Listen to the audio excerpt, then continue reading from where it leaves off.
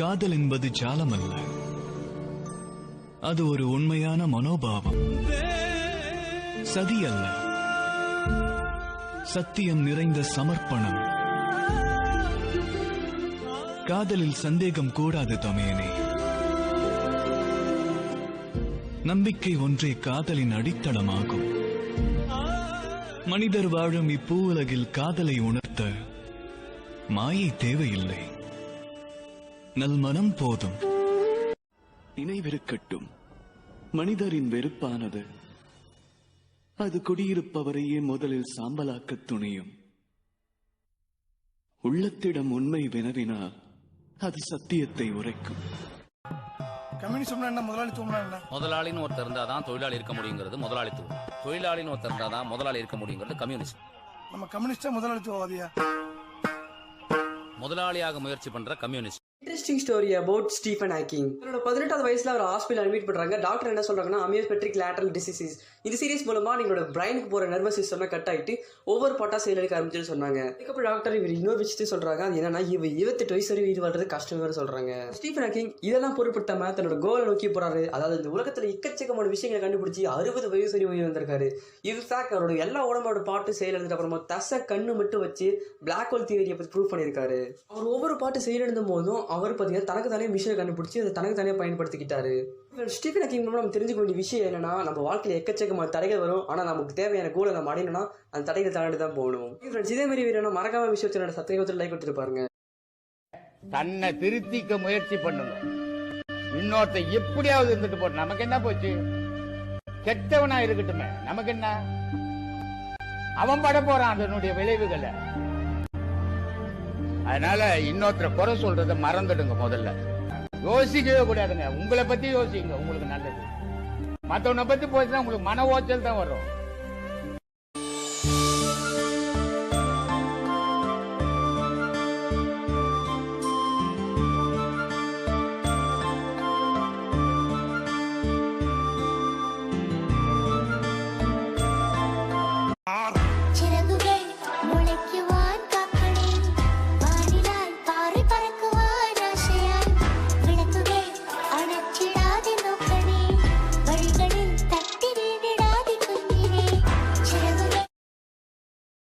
அன்பினை மதிப்பவரிடம் அன்பாக இரு.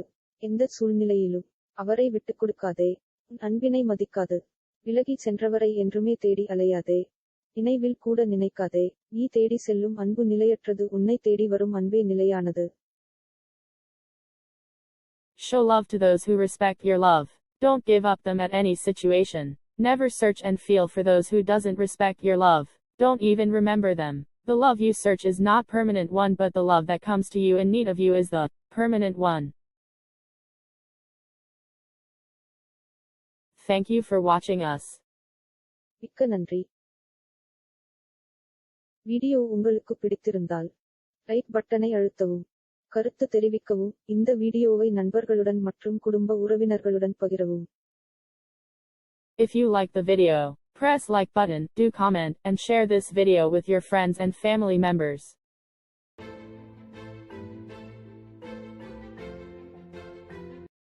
They see my disability, I see my ability. They call me disabled, I call myself differently abled. There are some incidents that happen in your life. Those incidents break you, deform you, but they mold you into the best version of you. And the same thing happened to me. I was 18 years old when I got married. My father wanted me to get married. And all I said was, if that makes you happy, I'll say yes. And of course, it was never a happy marriage. Just about after 2 years of getting married, I met a car accident. Somehow my husband fell asleep and the car fell in the ditch. He managed to jump out, saved himself. I'm happy for him. But I stayed inside the car and I sustained a lot of injuries. The list is a bit long, don't get scared. The wrist was fractured. Shoulder bone and collarbone were fractured. My whole rib cage got fractured. And because of the rib cage injury, lungs and liver were badly injured. I couldn't breathe. I lost urinary bowel control. That's why I have to wear the bag wherever I go. 3 vertebrae of my backbone were completely crushed, and I got paralyzed for the rest of my life.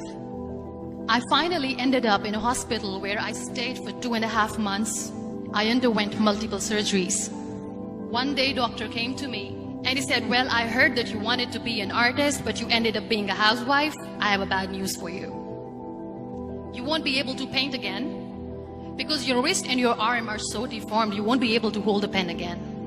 Next day, doctor came to me and said, your spine injury is so bad, you won't be able to walk again. Because of your spine injury and the fixation that you have in your back, you won't be able to give birth to a child again. That day, I was devastated. I asked my mother, why me? And that is where I started to question my existence. Why am I even alive? And that is where I realized that the words have the power to heal the soul. My mother said to me, this too shall pass. God has a greater plan for you. I don't know what it is, but He surely has. And in all that distress and grief, somehow or the other, those words were so magical that they kept me going. One day I asked my brothers, I know I have a deformed hand, but I'm tired of looking at these white walls in the hospital and wearing these white scrubs. I'm getting tired of this. I want to add more colors to my life. I want to do something. Bring me some colors. Bring me some small canvas. I want to paint. So the very first painting I made was on my deathbed, where I painted for the very first time. It was not just an art piece or just my passion. It was my therapy. And then I was discharged and I went back home. And I went back home and I realized that I have developed a lot of pressure ulcers on my back and on my hip bone. I was unable to sit. There were a lot of infections in my body, a lot of allergies. So doctors wanted me to lie down on the bed straight for not 6 months, for not 1 year, for 2 years. I was bedridden, confined in that one room, looking outside the window, listening to the birds chirping and thinking maybe there will be a time when we'll be going out with the family and enjoying the nature. That was the time where I realized how lucky people are. That is the time where I realized that the day I'm going to sit, I'm going to share this pain with everyone to make them realize how blessed they are, and they don't even consider them lucky. That day I decided that I'm going to fight my fears. We all have fears. Fear of unknown, fear of losing people, fear of losing health, money. We want to excel in career, we want to become famous, we want to get money. We are scared all the time. So I wrote down one by one all those fears. And I decided that I'm going to overcome these fears one at a time. You know what was my biggest fear? Divorce. I was trying to cling on to this person who didn't want me anymore, but I said no. I have to make it work. But the day I decided that this is nothing but my fear, I liberated myself by setting him free. And I made myself emotionally so strong that the day I got the news that he's getting married, I sent him a text that I'm so happy for you and I wish you all the best.